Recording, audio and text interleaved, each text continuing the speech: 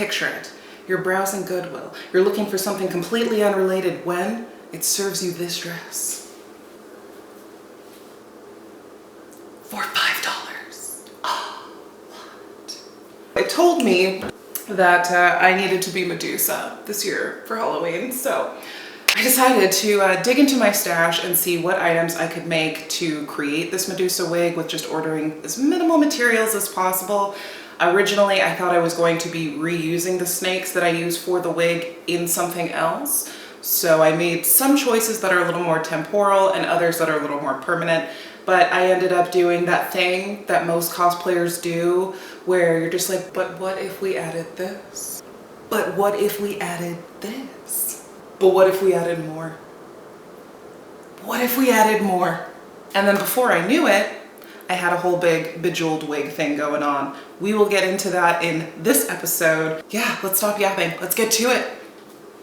For the base cap on this wig, we're going to be doing a little bit of upcycling. I am a corporate American when I am not making things, and that means that I end up with a lot of branded swag, though I have absolutely nothing negative to say about the companies with which I work, clearly. I don't have any intention to wear branded materials. I am not a walking billboard, so we're going to be using this for cosplay.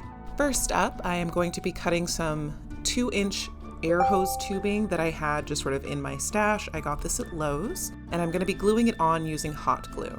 Now keep in mind, the hot glue is not going to keep it permanently adhered, so it is just the base to give me a good place to start from and make sure this is going to work. After a quick try on and some confirmation, I'm using my heat gun and my awl to create little holes at the front of each of these tubes. I'll then use an eye pin to fasten them to the cap beneath.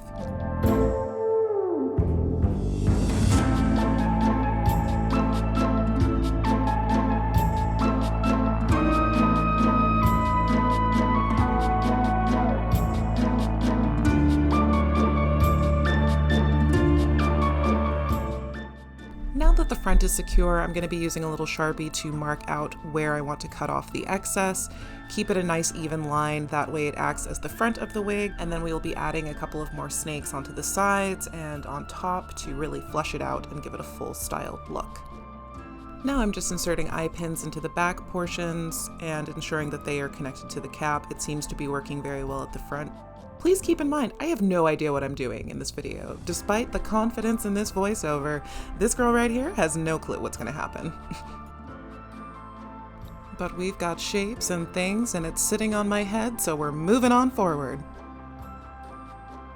In the interest of continuing to upcycle and innovate, I am using a random bag of cables that just exists in my house. I think everybody has a random bag of cables, and I never knew what I would do with it, so I've just been finding random ways to hack up the cables and use them in my life. I'm using hot glue to adhere them to the cap. Because I'm not going to be able to secure these with eye pins the same way that I did the air hoses, I am ensuring that they have a thick layer of glue on the outside as well. Using multiple scraps from my inventory, I am sketching out little snake heads to mount them onto the air hoses at the front. That way we create a row of snake heads at the front and edges of the wig. While most Gorgons are styled with the snake tails as the hair root and the heads as the hair ends, I like to be difficult and do my own thing because I'm not like the other girls or the other monsters, as it were.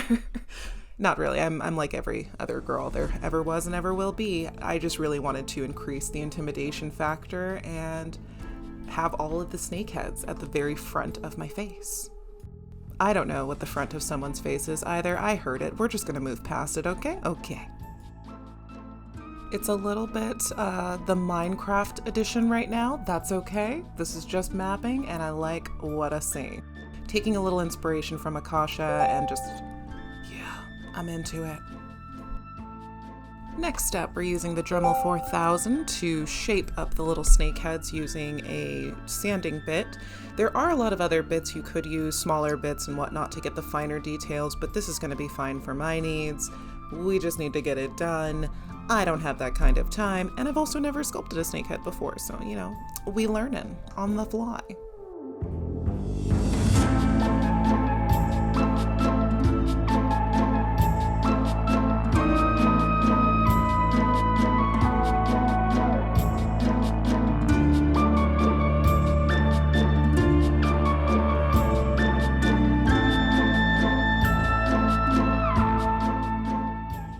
just love their little faces so much.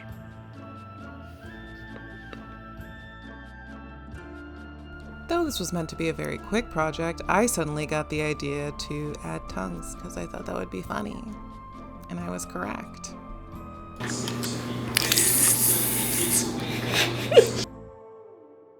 Now that we have our base completed, it's time to add the snakes.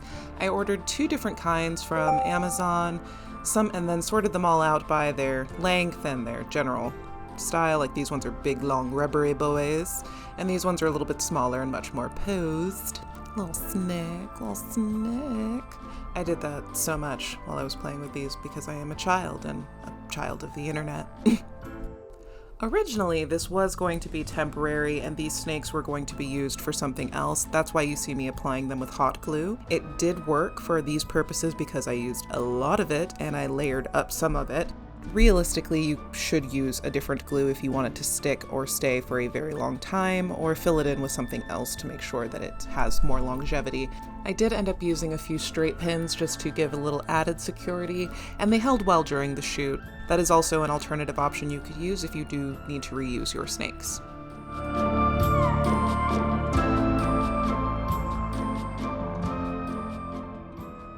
Because the idea is to make a modern-day streetwear Medusa, I wanted to style this a little bit, and I'm trying to coil some of the snakes up so that they kind of look a little like space buns. And I wanted this whole thing to give a very updo look, which is why the lower cables are swooped, so it just kind of looks like little tendrils or little dangling hairs. Give it a little more style, a little flash, a little pizzazz. Bring this Gorgon into the new era.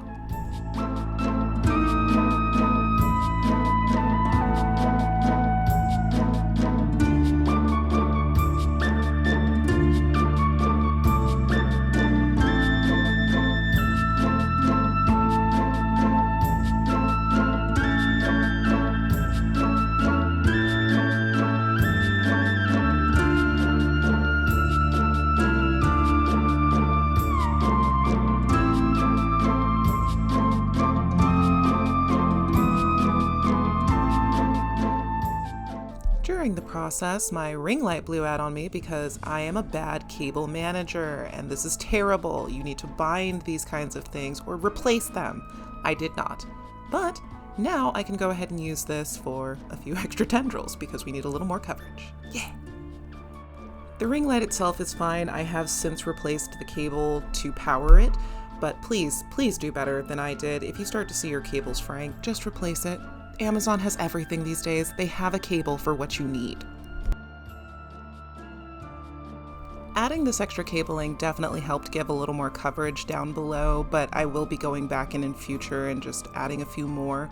It did look good in the final shoot and video, but we can do better. We can do better. Interweaving some of the rubber snakes in between the cables really did help flush it out a bit, though.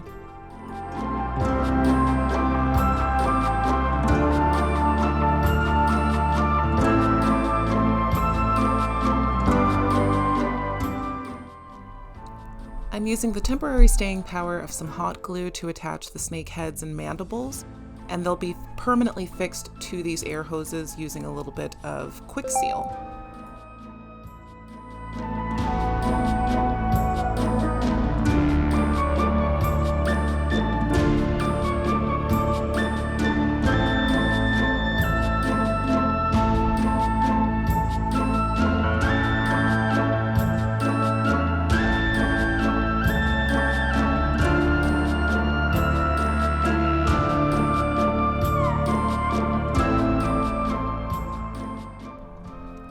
And when I say a little bit of quick seal, I lied. I mean a lot of quick seal. It's a lot of quick seal that is needed to finish off these snakes. Much like I lied to myself that this was going to be a temporary project and I was not going to fall in love with this wig.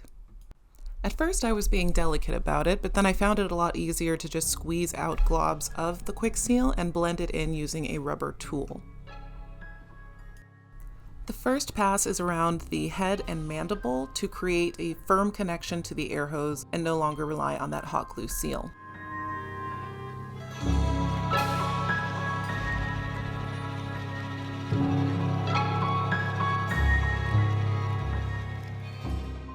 The dry time on Quick Seal is between 15 to 20 minutes, so I was able to do multiple layers throughout the evening. Next, I'm spreading a little bit more between the neck and the head to firm up that connection, and then I'm going to start spreading the excess down the air hose tube. The first layer is going to be a bit patchy just to create a little bit of a base, and then we'll get a little bit more on later before we add some more texture and finish it off.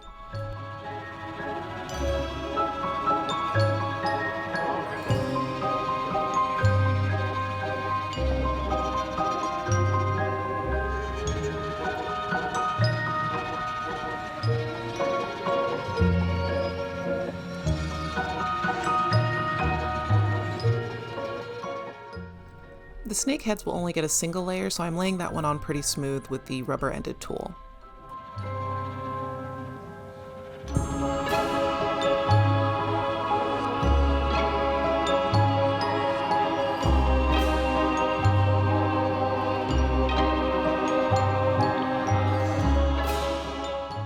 To create our texture, we're going to be using a little mesh weaving net. This will help give the illusion of scaling, that way I don't have to rely on the paint to do that for me, and we don't want them to look smooth because then they'll look like worms and not snakes. And I'm just lightly pressing on the mesh netting and tapping it into the silicone caulking to create the illusion. I'm only completing it on the heads for now because they only require a single surface of caulking. The tubes are still going to require more coverage before we can start smoothing those out and applying more texture.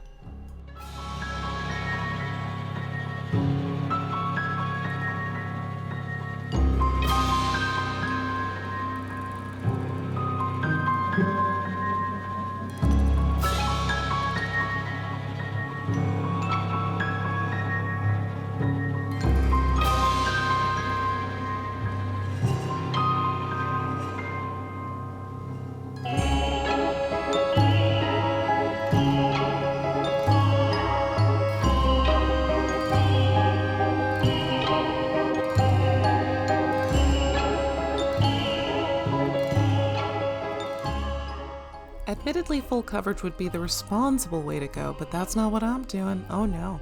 We're just gonna get some on there, impress the mesh, and make the scaling pattern, and I'm gonna keep moving forward. I'm also gonna go back in and just add a little bit more of the Quick Seal on the underside to ensure that their lower mandibles are safe, because that's the part that's gonna slide around on my head, and I don't want a little jaw to pop off. It's officially time for paint. To make it easy on myself and make it consistent, I just got a can of spray paint. I could try to figure this out with my airbrush, but we don't have that kind of time. Next, it's on to the eyes. I am using little rubies from a previous design of Ruby Baptiste from Lovecraft Country and applying those as the eyes because I thought that would be cute, and I was correct. Heating up a little shaping tool, I am poking out a little space to indent the rubies just a little bit, that way they sit in the socket a little bit more, look a little more realistic. And I'm using a dollop of super glue just to make sure they stick.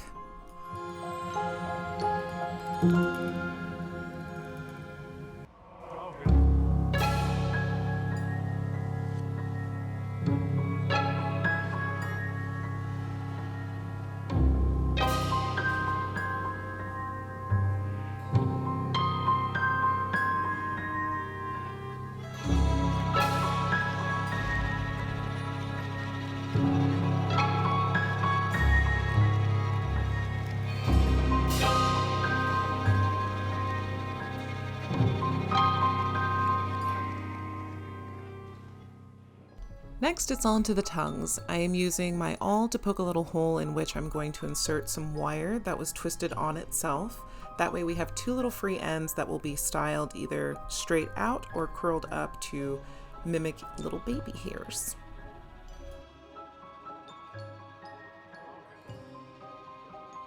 Using eye pins yet again, I am cutting up little pieces to make fangs for the top and bottom jaws.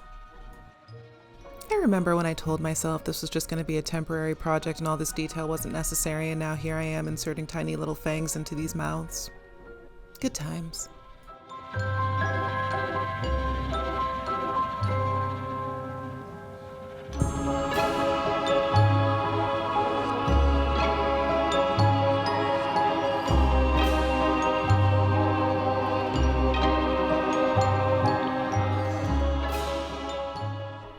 paint touch-up around the eyes and on the noses, where some of the super glue might have gotten away from me.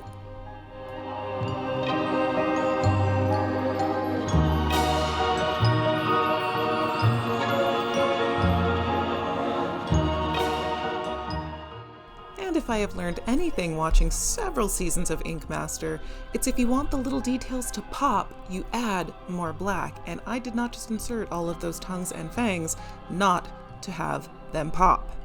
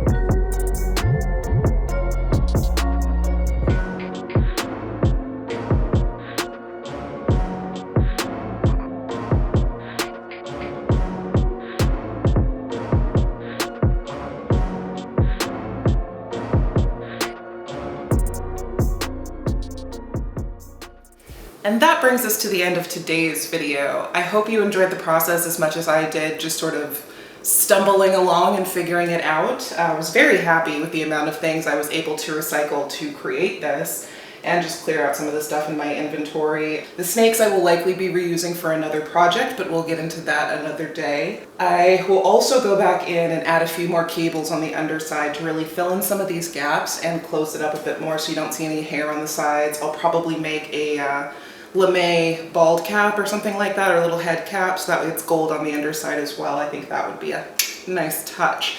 But you will definitely be seeing this piece again, but we'll get to that in future. I want to give a big shout out to my patrons, Ko, Andriel, and Paula. Thank you so much for all the support that you give. If you want to see some behind the scenes stuff, please head on over to my Patreon. We've got tiers as low as $1. If you want to see more real-time updates, go and follow me over on Instagram. I post almost every other day, at least in my stories, almost every day. So there's always stuff going on various channels. Well, my friends, that's the end, but we'll be back to craft again, especially if you like, comment, and subscribe. Happy Halloween!